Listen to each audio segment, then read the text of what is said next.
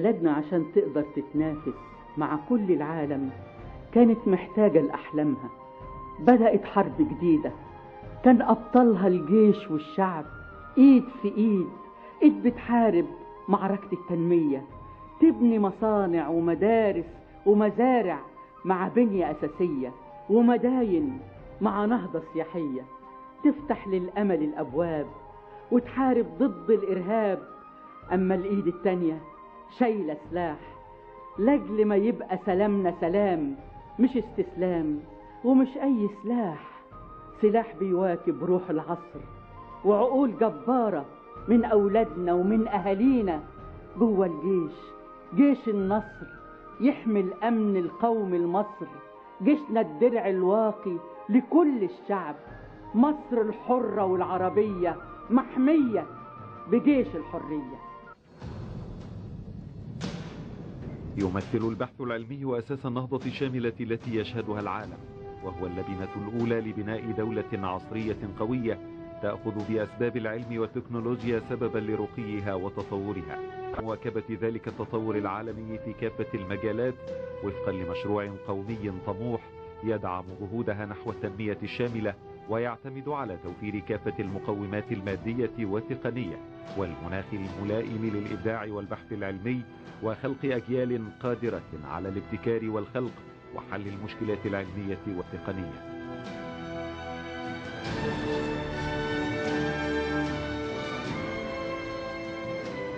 والقوات المسلحة باعتبارها جزءا من النسيج الوطني لمصر فهي جهاز حيوي دائم التطور، تسعى دائما لامتلاك أحدث أدوات العصر من العلوم والتكنولوجيا ونظم التسليح المتطورة،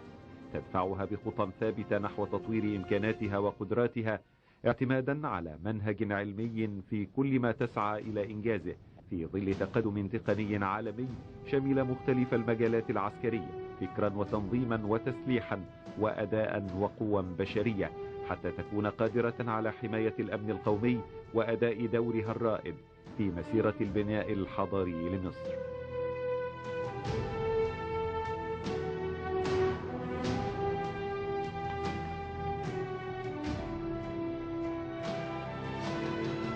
وحرصت القوات المسلحة على الاستفادة من التقدم العلمي والتكنولوجي في الحفاظ على معدلات تطورها وبناء قدراتها التكنولوجية على كافة المستويات وفق مخططات دقيقة واستنادا إلى خبراتها الحالية في مختلف التخصصات وفقا لأعلى مستويات تأهيل العلمي والتكنولوجي والعسكري، وبناء قاعدة من الكوادر المؤهلة على أعلى المستويات القادرة على الابتكار والإبداع والتطور وفقا للمتغيرات العلمية والتقنية.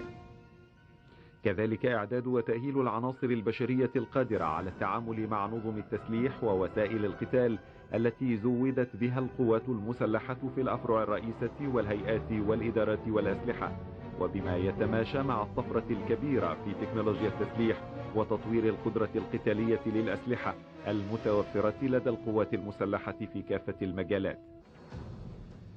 لذلك فقد شهدت نظم القبول والدراسة بالكليات والمعاهد العسكرية تطورا علميا شمل المناهج والأساليب ووسائل التعليم، وإضافة العديد من التخصصات الفنية والهندسية لإعداد الكوادر المؤهلة من القادة والضباط وتنمية قدراتهم القيادية والإبداعية حتى يكونوا قادرين على التعامل مع تلك النظم الحديثة. كذلك تطوير نظم التأهيل في معاهد الأسلحة المختلفة وتطوير أساليب ومناهج الدراسة وتحديث موضوعات البحوث العلمية بكلية القادة والأركان وأكاديمية ناصر العسكرية العليا للتماشي مع التطور العالمي للنظم العسكرية.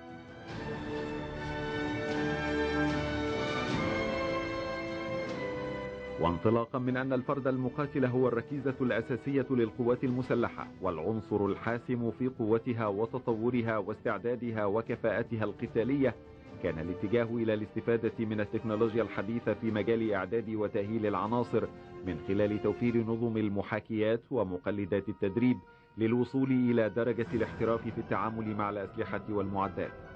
كما حرصت على التقييم المستمر لمستوى الفرد المقاتل داخل التشكيلات والوحدات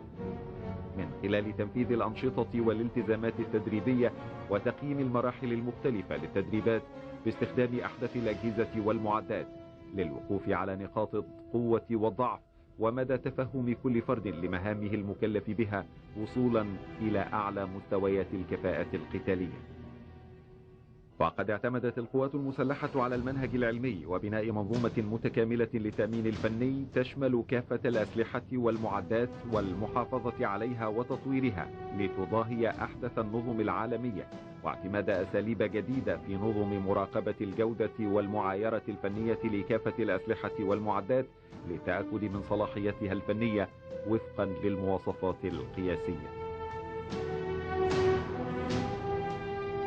ولم يقف الأمر عند هذا الحد، بل ساعدت هذه النهضة البحثية واهتمام القوات المسلحة بالبحث العلمي على إنجاز العديد من الأبحاث العلمية في مجالات متعددة،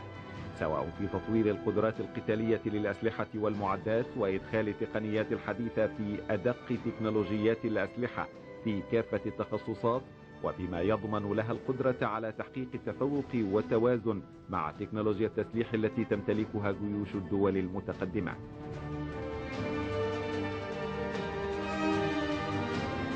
كما حرصت القوات المسلحة على الاستفادة من جهود الدول الشقيقة والصديقة في مجالات التطوير والبحث العلمي من خلال المشاركة والتنظيم للعديد من المؤتمرات والندوات العلمية وإقامة المعارض التي تضم أحدث التطبيقات في المجالات البحثية المختلفة التي استفادت منها القوات المسلحة، فأعطت قسطا كبيرا من الاهتمام بتطوير المصانع الحربية لتوفير متطلباتها من الصناعات العسكرية المتطورة وتطويع هذه الصناعات لخدمة القطاع المدني وتوفير احتياجات السوق المحلية من الصناعات المختلفة. وفي الوقت نفسه فإن منظومة التطور العلمي والتكنولوجي في القوات المسلحة جاءت متسقة تماما مع خطط التنمية الشاملة للدولة، والتي ساهمت فيها بخبراتها وإمكاناتها في العديد من المجالات الحيوية، وخاصة في إقامة المشروعات التنموية العملاقة لتخفيف العبء عن كاهل المواطنين. فاتجهت القوات المسلحة إلى المشاركة في إقامة مشروعات البنية الأساسية العملاقة، وكان العلم والتكنولوجيا هما ذراع القوات المسلحة الممدودة نحو البناء والتعمير والتوسع في إقامة المزارع، وخاصة في المناطق النائية، والتي تعتمد على استخدام الأساليب العلمية المتطورة والتقنيات الحديثة في مجال الإنتاج لتحقيق الاكتفاء الذاتي وطرح الفائض لصالح المواطنين بأسعار رمزية. كما حرصت القوات المسلحة على إقامة العديد من المشروعات التكاملية التي تخدم البيئة المحيطة وتكون نواة لجذب الاستثمار في تلك المناطق.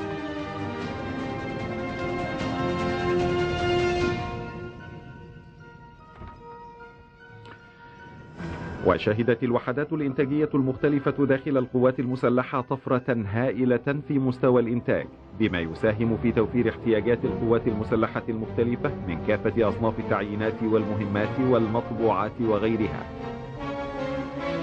وفي مجال الرعاية الصحية حرصت القوات المسلحة على تشجيع البحث العلمي والتقني في المجالات العلاجية المختلفة بالتعاون مع كبرى الجامعات العالمية للحصول على أعلى الدرجات العلمية. وقفزت القوات المسلحة بإنجازاتها في مجال الخدمة الطبية إلى العالمية من خلال المستشفيات والمراكز التخصصية وما تضمه من كوادر طبية وتمريضية مؤهلة وأحدث الأجهزة والمعدات الطبية بالغة التطور لتقدم خدماتها للعسكريين والمدنيين على حد سواء،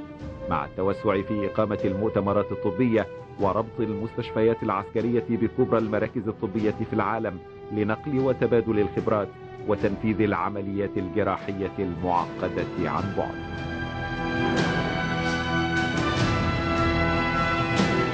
كما استفادت القوات المسلحة من المجالات البحثية والتكنولوجية في دعم جهود الدولة في الحفاظ على البيئة وخلق بيئة نظيفة خالية من التلوث، سواء من خلال التوسع في استخدام الطاقة النظيفة أو استخدام أصناف الوقود الصديق للبيئة. كذلك تنفيذ الرقابة البيئية بالتعاون مع باقي أجهزة الدولة والمساهمة العلمية في التصدي للأزمات البيئية التي قد تحدث. وإذا كان التطور الهائل والمتلاحق في تكنولوجيا المعلومات والاتصالات هو السمة الغالبة حاليا، فقد زاد اهتمام القيادة العامة للقوات المسلحة بتطوير تطبيقات نظم المعلومات وبرامج الحواسب الآلية بما يلبي متطلبات القيادة العامة وأجهزتها لتحقيق الاستفادة من البيانات والمعلومات، وهو ما انعكس على مستوى الأداء وتطوير الخدمات التي تقدمها مختلف هيئات وإدارات القوات المسلحة، ودعم جهودها نحو التنمية البشرية وإعداد وتأهيل الشباب، واستخدام الحواسب في مجالات البحث العلمي المختلفة وتعلم اللغات الأجنبية. وفي إطار البعد الاجتماعي حرصت القوات المسلحة على تعزيز الثقافة الوطنية وزيادة الوعي الثقافي والعسكري لدى جميع فئات المجتمع من العسكريين والمدنيين وفقا لمنهج علمي من خلال منظومة متكاملة للإعلام العسكري تستطيع من خلالها نقل الصورة الصحيحة عن أنشطة وإسهامات القوات المسلحة المختلفة لتحقيق الترابط بين الشعب وقواته المسلحة، وإنشاء مركز متطور لرصد ومتابعة الظواهر الاجتماعية وتحليل انعكاساتها ووضع الأساليب المناسبة للتعامل معها.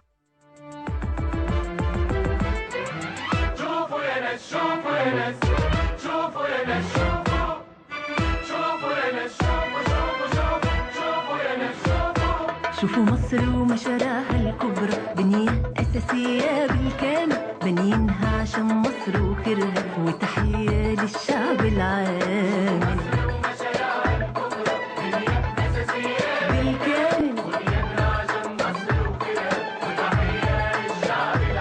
وتحية كمان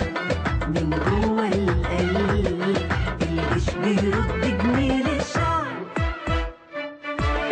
يحمي الأوطان يبنيها كمان، ربنا يحميه قولوا يا رب يا رب. شوفوا يا ناس شوفوا يا ناس